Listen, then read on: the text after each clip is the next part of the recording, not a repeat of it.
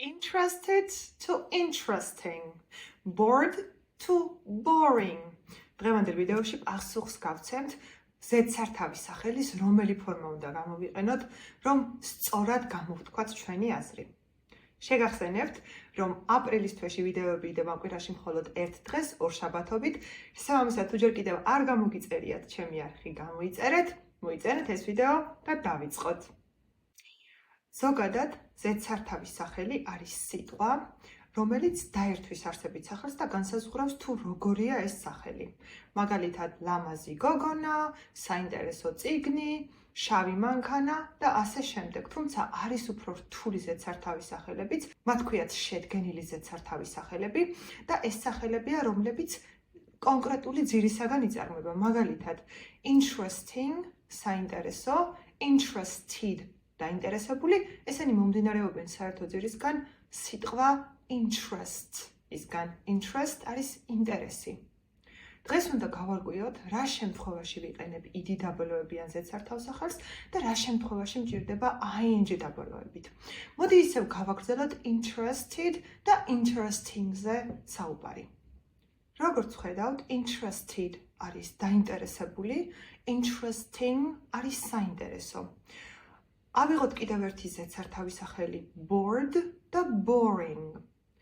Bored არის მოწყენილი, მობეზრებული და boring არის მოსაწყენი, მოსაბეზრებელი. ახლა გამოვიტანოთ ერთი პატარა დასკვნა ან თუ გნებავთ წესი. ესე იგი, როდესაც ing ემატება ზედსართავ სახელს, ამ შემთხვევაში ის ნიშნავს, რომ კონკრეტული გრძნობის გამომწვევია, მაგალითად საინტერესოა. ან მაგალითად მოსაწყენია.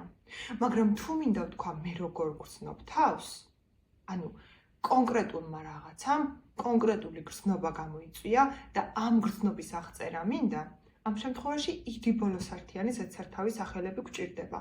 მაგალითად ვიტყოდი I am bored, ან I'm interested. ანუ მე ვარ მოწყენილი, ან მომბეზრდა, ან მე ვარ დაინტერესებული. მოდი ახლა მივყვეთ და რამდენიმე ზედსართავი სახელი ვნახოთ კონტექსტებში. განვიხილოთ ისევ interesting და interested. მაგალითად, I'm interested in this movie. მე ვარ დაინტერესებული ამ ფილმით. შემეძლო ასევე მეთქვა This movie is interesting. ეს ფილმი არის საინტერესო.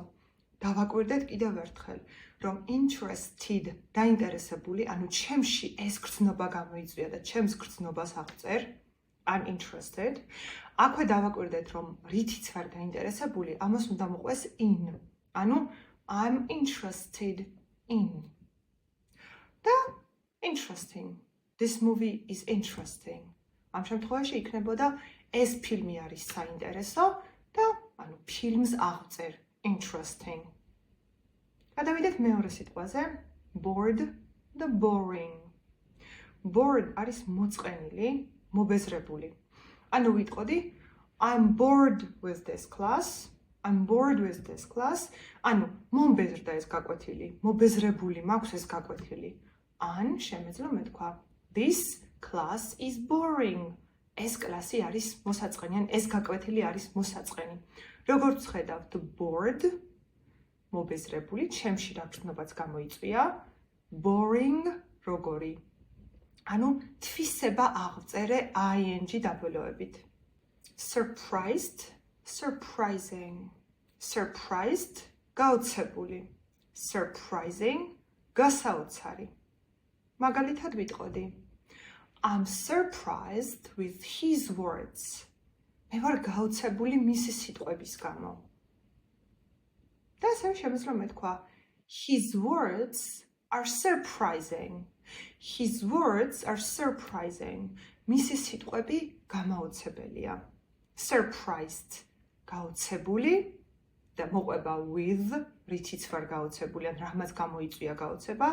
Surprising, გასაოცარი. Frightened, frightening. Frightened, შეშინებული, frightening, შემაშინებელი. მაგალითად ვიტყოდი The dog is barking. It's frightening. And I'm frightened. The dog is barking. ნიშნავს ძაღლიყებს. It's frightening. ის არის შემაშინებელი, საშიში. ანუ ძაღლისყეფა. და I'm frightened. მე მეშინია, შეშინებული ვარ. Excited, exciting. აღფრთოვანებული, აღმაფრთოვანებელი. Excited with იმიტომ რომ აღფრთოვანებული რაღაცით, როდესაც მინდა რომ ვთქვა. მაგალითად, she's excited with her new trip. ის აღფრთოვანებულია ახალი მგზავრობით. მაგრამ his trip sounds exciting. მისი მგზავრობა ჟღერს გასაოცრად, აღმაფრთოვანებლად. Amazed, amazing. გაოცებული კარგი გაგებით და გასაოცარი შეიძლება იყოს amazing. მაგალითად, your work is amazing. შენი სამუშაო, შენი შრომა არის გასაოცარი. როგორც ხედავთ, amazed at გაოცებული რაღაცით, აღფრთოვანებული რაღაცით, amazing გასაოცარი, აღმაფრთოვანებელი. ჩავამთავრეთ დღევანდელი ზედსართავის სახელები. მე აღწერაში დაგიტოვებთ კიდევ რამდენიმე ზედსართავსახელის წყვილს, რომ კარგად გაარჩიოთ ეს ing და ed-დაბლოებიანი ზედსართავის სახელები. აქვე მინდა ერთი ინფორმაცია მოგაწოდოთ, რომ ყველა ზედსართავის სახელი, რა თქმა უნდა, არ იქნება ed და ing დაბლოებიანი. არის კონკრეტული ზედსართავის სახელების ჯგუფი, ეს უფრო არის B1 დონე, ანუ საშუალო დონის ინგლისური და მე აღწერაში დავურთავ 10 დამატებით ზედსართავს სახელს, რომელიც ამ დონეზე გამოიყენება. აქვე მინდა შეგახსენოთ, რომ ორშაბათობით დავდებ ვიდეოებს აპრილის თვეში, მომდევნო ორშაბათს უკვე მოგვიწევს გრამატიკა და ვისაუბრებთ ზმნებზე და ზმნების ყველა ინფორმას გავიმეორებთ, რომელიც მე უკვე გაგაცანით ჩემს ვიდეოებში, მაგრამ შემდეგ გაკვეთილი იქნება ერთგვარი შემაჯამებელი გაკვეთილი. ზმნა არის აუცილებელი ნაწილი მეტყველების, რომ ვისაუბროთ და რაც უფრო მეტი ფორმა ვიცი ზმნის, უფრო თავისუფლად შემიძლია საუბარი.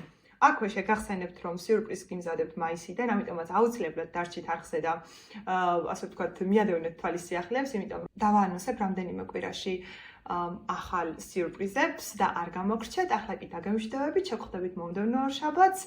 თქვენ კი შეგიძლიათ რომ შეადგინოთ თქვენი წინააღმდეგობები კომენტარებში და მე როგორც ყოველთვის დიდი სიამოვნებით გიპასუხებ და გავასწორებ. ახლა კი ნახვამდის. See you soon. Bye bye.